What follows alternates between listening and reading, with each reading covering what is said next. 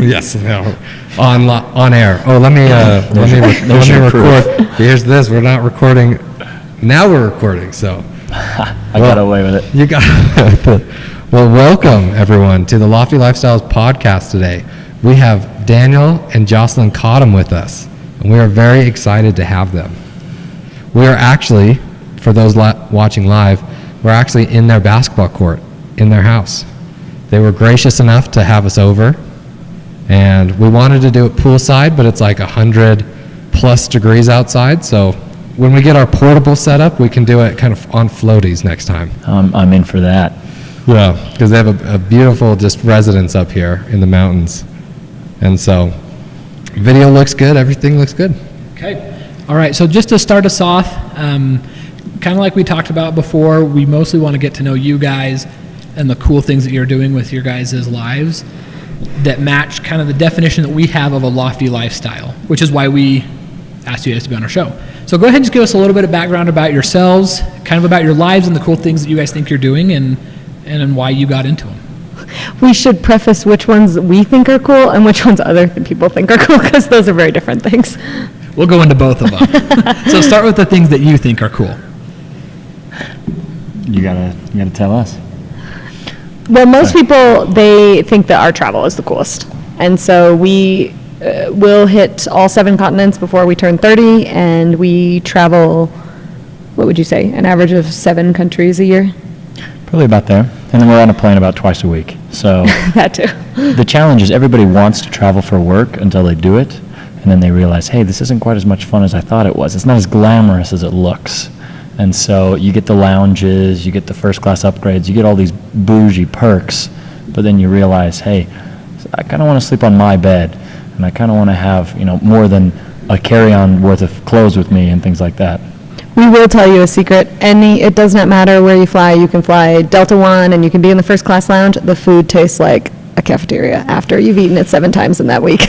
Like the first time, it's pretty exciting, but then, because how many miles do you log or flights?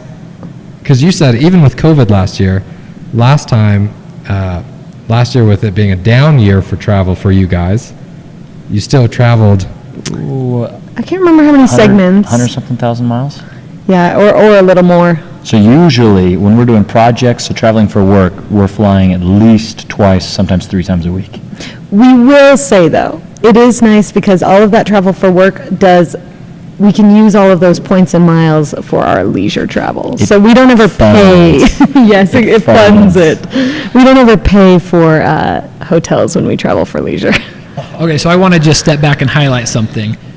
You said when we travel together, break down a little bit about your guys' business involvement together, because that's a very unique aspect. Most couples are not doing business together. So tell us about your guys, how you guys kind of work together in a business aspect. And kind of maybe let's start from how you were working separate jobs maybe out of college and how you morphed those together. Well, I'll start with the boring part. We graduated from BYU together at the same time, and we got married right after, and then we both lasted in corporate America about 5 months. I think we didn't even quite make it to 6, working for someone else. So I did leadership training and development, and Daniel worked for a Swiss company, a medical device company. And we made them a lot of money, but they did not pay us very much money. And so, they did, but not in relation to what we actually were making them. So then we said, hey, there's never a better time to go out on your own than when you're young, you're full of energy, you have no kids, no mortgage, no real obligations, and you're doing it with your partner. So, you end up starving, you can look at each other and say, hey, you're just as much in this boat as I am, right? It's not like I jumped off a cliff and dragged you off with me. We sort of went in together. And so the beauty for us was there's always risk in going out on your own, right? Entrepreneurial lifestyles always have risk. But we were able to minimize that and say there'll never be less risk than there is right now. I think that's kind of an interesting point, is that it doesn't matter if you're 6 years old selling lollipops on the playground, right? There's still a risk that you drop them on the ground and they're useless and you're out $2 worth of lollipops. But the level of risk changes as you go through life. So you may want to ask yourself, okay, even if you're 40, is your risk level going to be lower when you're 60? I don't know, maybe it is, maybe it's not. That's something you have to take into account. And so we realized our risk will never be lower than it is right now. So we sort of put on the parachutes and jumped off the cliff together. Well, we bought our first truck. It was a 96 F-250. His name was Bert. And it was, it had like 300,000 miles on it. And I was always terrified because I have no idea how to fix a truck if it broke down, so I would never drive it alone. And the seat was broken, so Daniel would have to sit kind of like on a phone book. Otherwise he would fall out. It was living the dream, right? we should have taken more photos so we can show our kids someday and be like, you snot-nosed tourists. Yeah. You snot-nosed tourists. Clean up the back seat, dang it. We do have to always say that though, because success came pretty quickly, and so we hold on to the few moments of slogging through. The war stories. Yeah, exactly, the war Because stories. that's kind of the fun.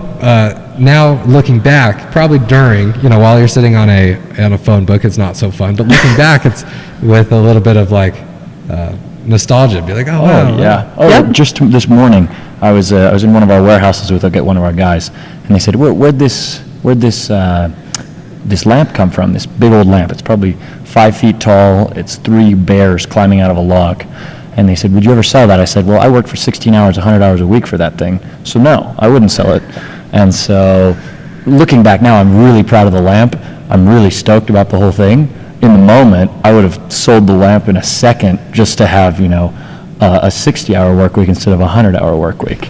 And so, I think the benefit there is you like the war stories once it's over, right? You like laughing about it and bragging about it and thinking about it once you've survived the conflict. Right. So tell us a little bit. You said success came kind of quick. Tell us a little bit. You talked about that transition between, hey, we work for people, making them a lot of money. Then you decide, okay, let's work for ourselves and try to make ourselves a lot of money. How did you start? Where did you go to look? Did you guys tap into your own skill set, your own personalities? What was the starting point? Okay, we're going to start there and then build. The biggest, it definitely was our own personalities, because we didn't have much else besides our personalities. So we started in Park City. We started doing high-end personal home, like second or third or fourth home renovations. And so when everywhere from celebrities to very rich people who had investment properties up there, we would help them with all the logistics of renovating their home. But to get those contacts, the one benefit is most people want a huge hotel because it's not worth their time to do a small one. And so Daniel and I were willing to do the small ones. We just had to personally basically knock on the doors. So we were working with property management companies and other companies. We were just knocking on doors with them. And we also just recognize there's sort of there's a big chunk of pie in second and third homes and in renting out a lot of these homes. We just figured out, okay, where are the crumbs being dropped, right? And if you gather up a whole lot of crumbs, eventually you'll get an ugly looking but reasonable portion of the pie. That's what he told me when we bought our first couple of box trucks that were really old. That's how we talked you into it. Exactly. I was like, come on, babe, you will love the taste of it, Yeah. even if the look is atrocious, and hence the phone book truck. Yeah. So just a little clarify, we basically manage all the logistics behind originally high-end home remodels. Now we've transitioned into hotels. So 400 to 600 rooms, big ones all across the country. I feel like anybody listening to this that doesn't know us is sort of over here like, so what's going on with these trucks and this beat up pie? I mean, are they selling cakes or what's going on here? So there's a little background. Well, and when he says logistics, something clear, so most of the time you hire a sub, so like you have a flooring guy or a roofing guy or something like that, but you're getting the material there, getting the old material out, getting the guys from place to place. They don't think of that. They just can do the floor. And then they don't know how to handle anything beyond the floor. So we can handle all of the other movement. And when you're doing these larger hotels, you've said something to me before, is that the furniture is the most important thing to a hotel until you get new furniture. The day of, right? So think about your own home, right? When you're moving, the furniture is just in the way, got to be out of the way.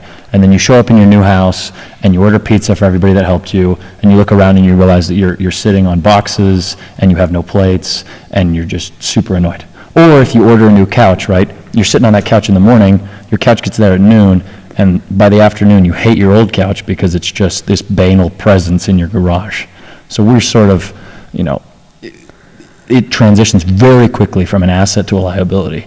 And that was one of the things that we found is an itch that we can scratch and say, okay, this is very important to you until it's not, and then it's a big problem. So if we can solve that problem for people, they're willing to compensate us for it. Yeah. So that's how we got our first large contracts. We were doing residential ones. It was actually 6:30 in the morning. We got a phone call. We were laying in bed, and they said, "I need you to be in Dallas in 24 hours. All of our construction guys fell through. We need to continue this." It was an 18-story Hyatt in the middle of downtown.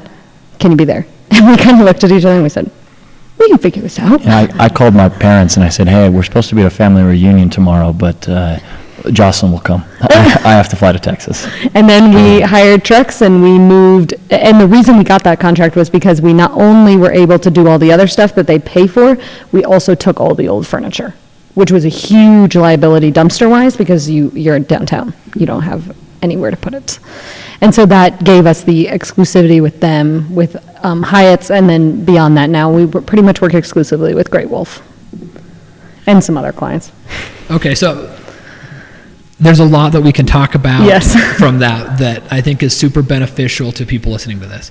So going clear back to the very beginning, you guys kind of landed your first gig by knocking on doors, is that right? Essentially, yeah, we identified the people that were already dealing with this problem, and we went to them and said, hey, we can solve this for you, we can make your life easier, you just have to put us in touch with the clientele.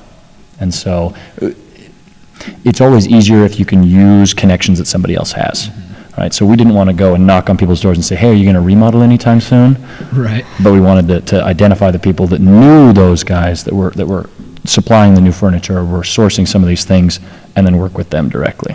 Gotcha. So there's, you tell us the story about going to Dallas, how that was your first big contract, but at least from my perspective, it seemed like there was a lot of groundwork that went into, okay, they called us, we got to be to Dallas in 24 hours to know what to do. I mean, you could have showed up to Dallas and been like, what am I doing here? But because you had done that legwork, you knew what to do when you got there and had the opportunity to snag your first real, big contract. And Certainly. And then from there, it escalated quickly, right? It really got out of hand really quickly. And so then we get a call for the Great Wolf Lodge in Grapevine, Texas, also in the Dallas area. And we were running, well, long story short, then it balloons, and then we're doing a project in Pennsylvania. So we've got a project in Pennsylvania, we've got warehouses in Idaho and Utah, and a project in Dallas. And so there's just this monstrous circle that we're trying to run through every single week. And this is where, being a teammate's made such a difference, is that my specialty is sort of implementing things, right? I get the best out of the workers, I can visualize things, I can pack trucks, I can organize warehouses, things like that. That's my specialty. Jocelyn's much more effective at communicating with large groups, orchestrating things, more the brains, right? I always tell people, she's the brains, I'm the brawn. She's the good looks, I'm the hard work. But that probably better edit that out. No, I was going to say, and she works darn hard. I was about to say, and it makes a perfect synergy. It really does. It really does. And in a lot of ways, I think we're like a right hand and a left hand, right? I don't want her in a warehouse moving stuff around. Right? It's happened many times, just so everybody knows. It's nice when she's there, but I don't want her there, right? I'm the right hand moving stuff. She's the left hand orchestrating stuff. You put your hands together, and they fit together perfectly because they're not the exact same. And so we really escalated and grew probably, in fact, way faster than we should have, way faster. And for a while, we were teetering on the edge of failure, but the benefit for us is that we go back to this risk idea. Even if we had failed, we would have gone home and said, hey, we really, really gave it a good shot. We did everything we could. 100 plus hours a week, every single week, 4 months. I can look you in the eyes and say, I gave my best shot, Jocelyn gave our best shot, we did everything we could. That's sort of just the way the cookie crumbled. And so you can walk into something and say, even if it's more than I realized, a bit off more than I probably should have, if it works, it's awesome. If it doesn't, you're proud of what you did, and it then helps you leapfrog into something else. And you're still further than you were. Absolutely. Typically. I think it's cool that you guys calculated that risk beforehand too. and we're conscientious, like, hey, even if we fail, the lowest we can go is, not much lower than where we're at now. So people jump in and bite off more than they can chew without a calculated risk. And I think that leads to people's demise at times. So One thing about that that's key to realize, when we started our business, we gave ourselves 1 year, and then at the end of that year, we sat down and we talked about it, and we said, even if we're making $1 million a year, is this good for us as a couple? And that's sort of the central idea here, is that we've succeeded together and really thrived together, but it doesn't matter if you're making $1 million a year. If Jocelyn and I were struggling as a couple, if it wasn't bringing us further forward, if it wasn't bringing us closer to God, if it wasn't bringing us closer to our goals, our future family, all these things, we had a deal that we were going to pack it up and say, that's it, right? And so I think going in with the end in mind and understanding this is where we want to be and checking in along the way made a huge difference. And the benefit for us is that after a year we said, hey, we're closer than we've ever been, we're richer than we've ever been, we're happier than we've ever been, all these good things are working in our lives, so let's keep going. And you've done it together. Yes. But one other thing is that we've pivoted, even in these last few months, we've had to repivot again. Because like Daniel was talking about, it is hard work. It's really tough. I mean, when you are good at something, you have a long wait list of people who want you to do it. And so we turn down far more projects than we ever accept. And so we had to repivot. I mean, I've been squawking at Daniel for about a year that I was done with that life for a little bit. I was done in warehouses. I was done with semis and backing trucks up myself and things like that. And so we are actually this summer, we are just traveling all summer. But I don't travel the way that a lot of people travel. I can travel a little more luxuriously. Well, tell us about that. Yeah, you've created this lifestyle. We talked a little bit about the benefits of your job because you fly so much, but tell us about how you travel and what you guys like to do together. And it kind of came back to that pivot. I told Daniel, I said, give me, like 3 months. And we're going to figure out what our next goal is. We have enough money, we have investments, we have some other things that are secure, so we don't need to make any money right now. So we're going to figure out. And he said, okay, well, let's figure it out while we tour the world. And so we're going, we have like 4 or 5 trips planned. Yeah. On Monday, we leave for Greece and Switzerland and Italy. So Yeah. I'm half Swiss, so we're going to go back and visit friends and family back there. And that'll be the second time this year. And so but I mean, this is not like, I'm not flying economy. It's very different. We stay at St. Regis's, we eat at nice restaurants. I don't do things on budgets. And a benefit is, a benefit of knowing them is they bring back many, many bags of Swiss chocolate. Voila, there you go. Perks of friendship right there. Okay, so the cool thing about that is you don't have to do it on a budget. You've set yourself up through your business and your life thus far that you can afford to do that. You can cut things in other places to be able to splurge in other places. We've talked to a lot of guests, a lot of people that tell us about the sacrifices they make so that they can live above in other areas. And I think that's awesome that you're like, we're not going to travel, we're not going to be on a plane for this long with like 4 inches of leg room, especially because you're tall. Like I'm short and I have bad leg room on planes, so I can't even imagine being that tall on a plane. So I think that's really cool. I want to go back a little bit to what you said when you guys were really getting into it. You said we want to reassess in a year and see where we're at. Walk us through that mindset a little bit. You mentioned coming closer together as a couple, coming closer to God, and the other things that are important in your life. How did you obtain those things while still having such a busy work schedule and, really kind of breaking your necks working while still being able to keep that personal life aspect thriving? Well, one thing that Daniel love hates, by the way, I've taught him to love it, is visualizing. And I know it sounds really cheesy, but I have a point, I promise. So I can close a 6-figure deal over the phone. Never having met someone, I can close a 6-figure deal. Most people won't even give you $1. Most people won't even take a call if you've never met them. But I can close a 6-figure deal because I can create a picture for anyone. and they will visualize with me. And so Daniel, that's what we do in the car. We're often traveling, we're often driving, we're often on planes, over dinner, anywhere, because I'm not cooking, so we're sitting at a restaurant, so we have time to talk, and we just visualize what we want our life to look like, and we talk about every aspect, from the vehicles we drive, to the type of life we want to create for our children, to the friends we want to have, to how we want to be of service to other people. And we talk it to death, I promise. He gets very bored of it. Oh, she's a talker. When we first started dating, I'll tell you our first date story really quickly. We drove to this is not our first date. A couple days in. We drive to Idaho, and the whole time she's just talking to me, and she's like, well, what do you think about this? And process this with me. And I was like, oh, I don't know you that well. Right? We've known each other extensively, but we're not dating at this point. And I said, why am I bearing my soul and processing my future with this woman?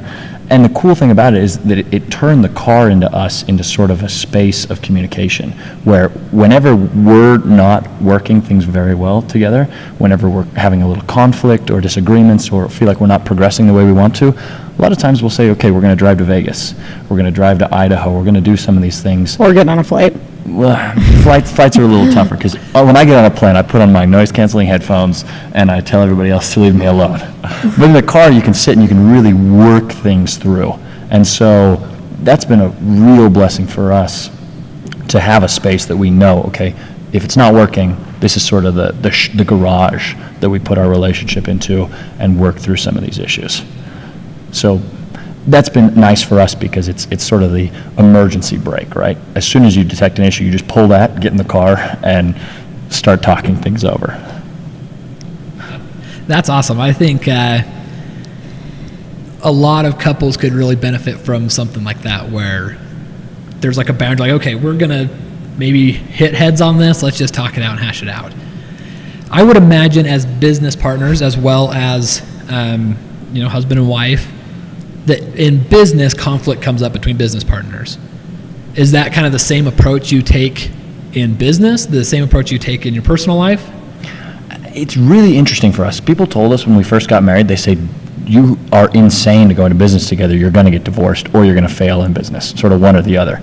And I laughed, and then I watched other people that tried it, and I realized that by and large, they're totally right. And so there are certain things that I refuse to work on Jocelyn with. We do not play tennis together, because Jocelyn hates when I try to coach her in tennis. Or golf. There are certain things that she just, that is our, divorce cliff that we would jump off without a parachute. And so we don't have that much conflict in business, and I think it's because we have clearly defined roles, right? She doesn't come to me and say, hey, she'll identify. Packed this truck terribly. Yeah, exactly. She'll identify issues, but then she trusts me to resolve them. And I'll go to her and I'll say, hey, I packed this truck extra well, actually, so they better, when it gets where it's going, they better like it how it looks, because I'm not unpacking it if it comes back to me. And then she goes and works her magic and creates an image for these people, and they're always thrilled with the end product. So I think having clearly defined roles makes a big difference, but also recognizing that we support each other no matter what. And we hope that'll apply to our parenting someday. I don't know, right? We don't have kids, so I'm not going to go down that and pretend to be a subject matter expert on everything child related. But that's sort of our vision in every area, right? Whether it's working around the house, whether it's business, whether it's any area, we really try to say we have clearly defined roles, but you're always there to pick the other person up if something goes wrong. So one example, Jocelyn, well, this is maybe not a great example, but Jocelyn said for a while, she was saying, I'm kind of done with this logistics and liquidation and supply chain. I want to move to something else. I said, okay, let's find a way to help make this better for you. Jocelyn's a big foodie. She loves eating out. She loves Ruth's Chris specifically. So we said, this is sort of your benchmark. For every X amount of dollars that you earn, we'll go to Ruth's Chris. And suddenly, for her, it stopped being, like hudgy-drudgy, working through the hours, and it was like, oh, I'm going to Ruth's Chris again this week, baby. Actually, I'll tell you how much it was, and I realized that I was some type of chump. It was $100,000. I'd earned $100,000 to go to a $300 meal. Yeah. I really should have thought that one through. Maybe I'm the brains in this after all. Yeah, maybe he's the one who paints the clear picture in your head. Voila. That's awesome. I think that's an awesome business model. You know, whether or not you're going into business with your spouse or your friend or some stranger that has a skill set you need, clearly defined roles are probably rare in businesses. I think people with businesses that fail probably don't have that structure. Now, obviously, you guys benefit of being husband and wife, but I think a lot of people are like, man, that's maybe a little scary to think of my spouse as my business partner because of the traditional or stereotypical conflicts that come up in business. So, Well, I think one thing also to be clear, especially about our lifestyle, that I think to shed some light on our lifestyle. I mean, I don't cook. We have a house cleaner. We have personal trainers. We outsource a lot in our life. I mean, there's a pool guy, even though Daniel goes out every day and cleans the pool because he thinks that if he sees one leaf. I was about to say, or it's because you just like him, to look out there. I'm the hot pool guy, all right? I can pay somebody else to be there too, but number one, I'm the hot pool guy. Our pool guy is probably 60 years old. So. I want to see tan. But no, we with our lifestyle, one thing that really does help us succeed is we outsource. So I mean, I handle all of our finances, but we have an entire team that handles the nitty gritty and does payroll and taxes and things like that. And so most people, it would be very tough for them to work together if they had to do all of the nitty gritty. right, so it cuts that stressful part of Yes. business out of your lives. Well, and I'd be an idiot to say, Jocelyn, you have to be at home cleaning, you have to be at home cooking when she has the skill set that she has, right? And if she can feel more fulfilled and have more joy in her life and feel like she's progressing and growing more while she's making us more money, why would I ever try to sort of put her in a box and say, no, you're the wife, this is your responsibility? And so I do think when you talk about these clearly defined roles, we buck the trend of traditional gender dynamics. And that's not to say that Jocelyn's, like the tiger mom that is the hazard, that you sort of take it too far, but we do try to find a really good balance and say, you have skills, I have skills, so let's utilize those. And if we don't have a skill in an area, I'm sure we can hire somebody that has that. Okay, that's amazing. I think everyone should be blown away by the way that you guys have gone from recognizing, hey, we want our lives to be better, to actually making your lives better. Because that's where people fail. Talking with my wife, talking with Jay, talking with friends, it's like, okay, where am I at right now, and how can I get to the next spot while still keeping the things I like in life? And that's what you guys have managed to clearly define in your guys' relationship and your business. So I think that's awesome. I think I benefit a lot from that, and everyone listening, everyone in the future that listens will take away a lot from how you guys have managed to do that. Hopefully. But going away from business, we've talked a lot about business. Let's get to the good Let's talk Is about there anything else? That's all we do. Not anymore. So the stigma is, or the stereotype is, okay, you have to work thousands of hours a month to have a successful business. You have to put in a lot of legwork to do it, which I'm sure you guys do put in a lot of work and long hours, sleepless nights, things like that. But tell us a little bit about the fun. You've told us about how you like to travel, where you like to eat. But what do you guys like to do in your free time? How do you spend? What are the fruits of your labor? How have you been able to go? Okay, we've done this during the work week. Mm-hmm. Now let's have the weekend to ourselves. What does that look like for you two? Well, here's the first problem. When you own a business, there is no weekend, there's no work week, right? And so you sort of have to shift your mindset and say, there are responsibilities, and once you get those to where they need to be, then you can adjust. My problem is, I'd work 365 days a year and be happy as a clam. Jocelyn doesn't. He thinks so. Jocelyn doesn't work that way, which is much healthier in the long run. So here's an interesting story for you. At the beginning of the lockdown, so March of 2020, we stopped flying. All the projects stopped. Just sort of, everybody recognizes the deathly gloom that sort of settled over the business economic landscape of America. So at this point, we're paying over $17,000 a month in warehousing, and we can't actually access any of our warehouses. So That doesn't include our other expenses. That's literally just rent like fixed rent. For just furniture sitting there. Exactly. or any supplies. Or supplies, type things of- like that. Anything that couldn't move, that had to sit in a warehouse. Where am I supposed to put 600 couches that are going into a hotel? I got to pay rent, right? And so the issue is I suddenly become very stressed because this is a fixed cost that I had planned out and we had things moving forward. Suddenly that dynamic has totally changed. So you asked me to go on a vacation then? No, we worked basically every single day from there until we went to Lake Powell in August. Because Sadly. I recognized there was just, the burden was there. We had to take care of business, right? But that's business. So the fun part is. Classic businessman. Exactly. He has to I'm sorry, qualify I dragged this off. everything. But Daniel and I are huge adrenaline junkies. And so. Well, no, so once we got rid of those warehouses, Yes, let's be clear, then- once we bring down our monthly burden, then I can say, all right, let's go skydiving, let's go. Yes, so we scuba dive, we skydive, but here's the difference. Most people, so like one thing that we have an affinity for are helicopters. I don't know why, we just love them. And so we've taken helicopters in pretty much every place we go. But we don't generally fly with like, one of those tours where you're just like, okay, 10 minutes up, 10 minutes down. The last one we just did was doors off in New York City. So you're flying over the city at night, Manhattan skyline, with the doors off. And so we, basically, anything that you would, because time is our most valuable thing, we just take it up another level.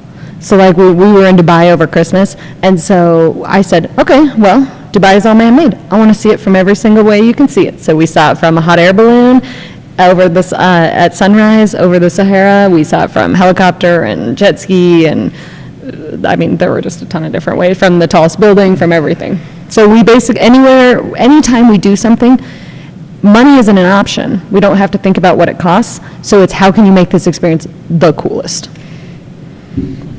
Now, here's a question for you on experiences and adrenaline, because it would perfectly mix the two. One of those helicopter pig hunts. Jocelyn would get her helicopter, and Daniel just gets doors off machine gun. Well, I don't think those are quite PETA approved these days.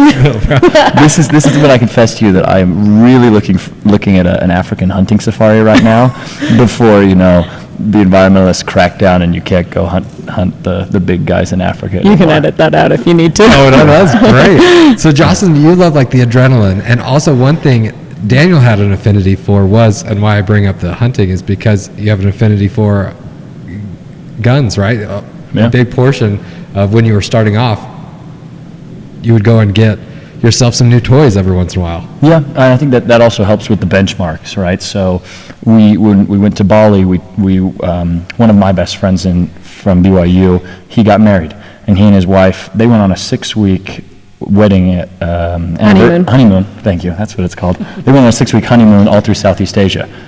Go back to the expensive warehouses. We weren't going to take 6 weeks off, and I don't think I want to spend 6 weeks with a newly married couple. But we said, we'll come join you guys for 10 days in Bali. And so we went to Bali and did the helicopter flight over the volcano and did the elephant riding and just had an absolute ball because I don't know how this relates to guns. That's fine. Yeah, but that was like a little treat for us right in the middle of all this effort, and recognizing that if you're going to take the time off, you really got to take it off. Another example, one of my best friends in Switzerland, their daughter got married in Rome, and the wedding was on the beach in Rome. So we had 2 projects sandwiched. It was the busiest week of the whole year for us. But we said, okay, we'll leave Monday morning, we'll get back Saturday night, we'll be there for the wedding on the beach in Rome. A bunch of guys end up skinny dipping in the Mediterranean. Daniel instigated A that. bunch of guys end up naked in the Mediterranean. And the problem was there wasn't a place to shower. So we drive from Rome back to Milan, take our flight from Milan. We were supposed to shower there, but Are you trying to customs share took a too war long. story? Customs took too long. So This is awesome. still covered in salt, we fly all the way back to America, show up at the project the next morning, and are there, and I'm like, okay, now I finally have got to shower. So You have a rash from all the salt. Yeah. all He's over. 1,000% did. There are showers in the lounges, but he didn't have time. And then we weren't first class, we were business, so he couldn't use the shower on the plane. There are showers on the plane, just so you know. You get 30 minutes. certain planes. No, it's not 30 minutes. Yeah, you do. I think Like it's over- 3 minutes. When you fly over, like, Like Continental? International. They Yeah. have plenty. On certain ones. I don't remember the number. But this is to tell you that we have these treats, right? And you just say, if time is the most valuable resource, you're going to make it excited. So, yeah, you want to talk about guns? I bought myself a Heckler & Koch AR-15. It's gorgeous, right? It's a $3,000 gun. There you go. I was going to buy an AR-15. I got a good one, right? And so sort of figuring out when you spend money, where's the biggest bang for your buck, but then once you spend it, really enjoying it. And that's been something I've had to learn that Jocelyn's helped me, is that, if you're going to go to Ruth's Chris and order a steak, don't think about how much the steak costs, because then you're not going to enjoy the steak, all right? Just go and make the choice beforehand, make sure that it's a good choice. But once you make the choice, sort of relish in it. And again, right, we're talking about jumping off the cliff here a lot, but really enjoy your steak. Well, and I think one thing also, to be clear, time is really the most valuable. We didn't understand that until later. But the other thing is, so obviously we want to enjoy all of these experiences, and I try to keep Daniel from buying too much, because even though we live in a large house, you still can have too much crap. But second of all, you can really impact a lot of people as well. So most people, if they want to make a meal for someone, they have to make it. They have to cook a meal. I can pick up any person that has had a baby or a life-changing event, and I can send 5 meals to them that are pre-made, from a courier service, and have it delivered to them when I'm not even in the country. So the amount of service and the amount of impact that you can make, because your time is so valuable, you can impact even more people because you have the means to do so. That's awesome. I think that's an understated part of success, is being able to help people more than you can. Like if you're, in need of help, right? I want to kind of break down a little bit about something we talked about before we started recording. You said something about being young and sometimes not being taken seriously due to your age. Explain that a little bit. You're not like 18, but people must have made comments or something like that to you guys in the past about, oh, you're too young, or what do you guys know? How do you go from, we're mid-20s doing some super cool stuff, and we know what we're doing, to a way where we can, land these awesome projects and really keep the ball rolling with these projects? How do you balance what people think of you from a stigma perspective regarding your age, and really highlight your experience and your success in that regards? Well, one thing, we are 27. We are 11 days apart. Yeah, we're not too old where you can't say Jocelyn's age, all right? It's still, I didn't want to in the realm of acceptability. Yeah. And I mean, we hit our first large contract. So we got married at 23. We hit it at what, 24? 25. First large one? Oh, yeah, I thought you were meant first million. No. You can edit that out. Sorry. No, 24 is when we landed our first large contract. So we literally couldn't rent a car without having to pay the young driver fee. Oh, I hated it. I spent thousands of dollars in extra fees for this young driver surcharge. I was so bitter. Well, anyway. Did you ever show up at a work site? And because you talk to a lot of people on the phone, do you ever show up at a work site and they're like, oh yeah, well, you're the people that are helping this huge hotel, this big name hotel, here's the other one. If you're not watching the video, or if you don't know who Jocelyn is, she's the cutest Asian girl you'll ever see, but she talks like she's just, the basic white, well, not a basic, she talks like an absolute banana, right? She talks like she's the whitest girl in town. And so she'll show up to projects, and they'll be like, no, we're waiting for Jocelyn. And she's like, oh, believe me, I'm Jocelyn. Well, the one benefit is Daniel and I kind of have people can't tell if we're really young or really old. And so we pass from anywhere between 18 to 35. So that does help us a lot. We don't have a baby face. But the biggest thing is we just didn't give a darn.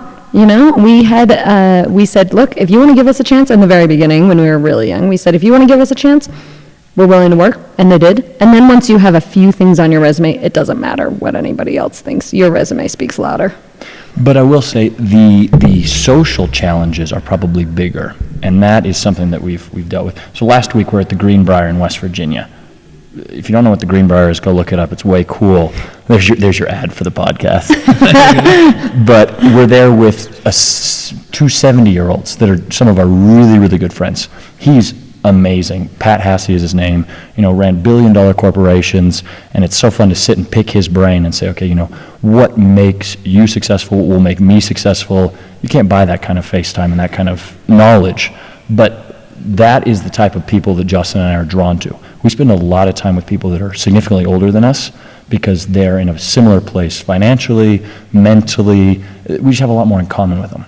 And I'll tell you a story about two of my good friends, and I won't tell you names, but I have two friends. One of them, both of them are not doing super well financially. They're doing okay. But one of them is so happy for us whenever we do something well, right? And I love talking to him about things because he builds me up, he hypes me up, he's excited, he's genuinely thrilled when I succeed, right? It's just, and I want to tell him. I want to give him numbers and details and say, this is where I'm going, and I want to help you succeed too. Well, and take him with us. We like taking him with us. That too, right? But then I have another friend who we're very similar in a lot of ways, and you can tell whenever we interact that he's sort of upset that his life is good but not great, and he says, what did you do differently than me, and why is your life so much different than mine? Why is the outcome so different? I can point out a lot of things that sort of where the paths diverged, but the issue is he is distancing himself and making it harder for the friendship to grow instead of just being genuinely happy for us. And that's something that unfortunately happens more than you'd like. Just people saying, hey, whether you don't deserve it, whether we just can't relate, whatever the reasons are, you do have to sort of make the choice. I'm going to distance myself from that negative energy, from those people that aren't trying to make me the best version of myself. The benefit for me is that I've got Jocelyn who, if all I had was her, life's still great, right? So I'm not one of these guys slogging through the Sahara by myself, put the team on my back all alone. It helps to have a partner.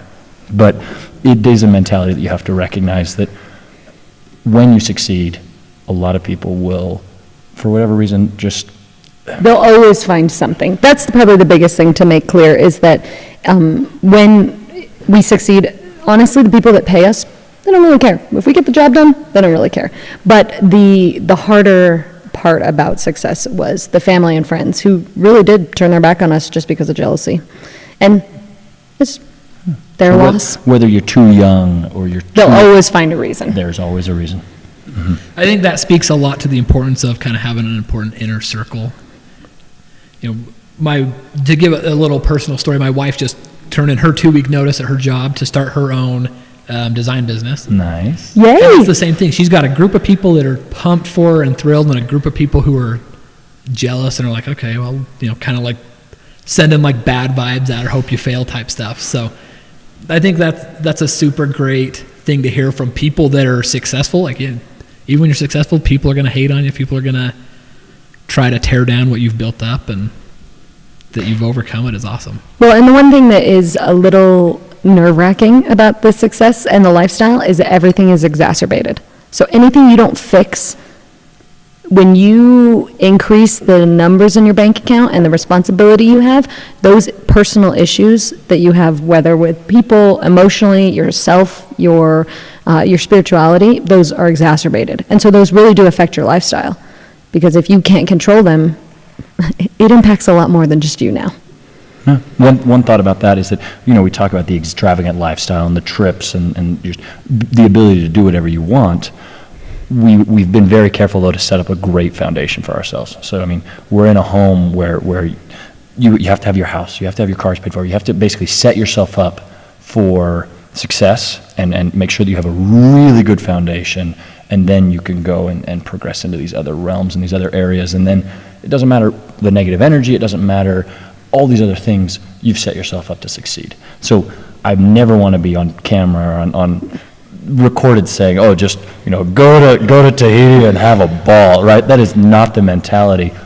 Like, put it on the card. No, we have no debt, and we have lived that whole, our entire marriage and business existence, we've never had debt. That's incredible. But I also wanted to point out about your lifestyle is the people that you're not flashy about it on, like, this is such a social media driven world that you'll post things because you're having experience naturally, but you're not posting things to be like, oh, now we're in Switzerland in the Alps. You know, you're not posting things to be spiteful. You're just like, this is the life we live, and if you want to follow us, you can follow us. If you don't want to, you don't have to. And you're not those people that are not rooting for you, or the people that are rooting for you. Like, you're just gonna live. This is one thing we really love about you guys, is you're just gonna live how you're gonna live, not trying to be anybody else other than yourselves, which is really, we applaud that a lot. We're grateful you accept that, because we really do live life with no apologies, sometimes to a fault. That's awesome. So we're at 50 minutes now, and we want to be respectful of your guys' time. We're very gracious that you had us here. Quick recap. You guys went from having a dream to building, a lifestyle that's very successful and really encapsulates the things that you want. Jocelyn touched on it, that money is the great magnifier. Just from this conversation, it's clear that, your success has magnified your guys' best attributes. So it's been really cool to sit here and talk to you. And I think the things that you guys have told us and told, our listeners, future listeners, the people watching right now, will be something that they can apply in their lives and really be successful. So we really appreciate your time, and I think we all take away a lot from this. So to those listening, thank you for your time. We appreciate you guys as well. And don't forget, follow us on social media. We've just launched everything pretty recently, so go check us out, Lofty Lifestyles Podcast, and join the club, break the mold, and live a lofty lifestyle. Voila. Thanks, guys. So one thing, because the downside is we tell